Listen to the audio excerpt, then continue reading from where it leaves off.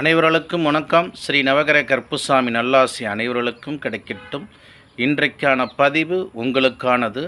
இந்த திருமணம் அப்படின்னு நடக்காமல் இருக்கக்கூடிய ஆண் பெண்கள் அனைவரும் கருப்புசாமிக்கு சந்தன காப்பு சந்தனத்தை வாங்கி கொடுத்தோம் அப்படின்னா நமக்கு பார்த்திங்க அப்படின்னா மிகப்பெரிய அளவுக்கு திருமணம் நடக்கும்.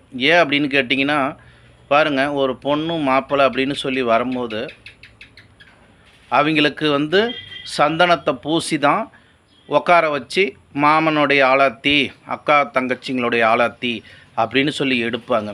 அப்போ கருப்புசாமி அப்படின்னாவே சந்தனத்துக்கு ரொம்ப ரொம்ப விருப்பப்பட்டவர்.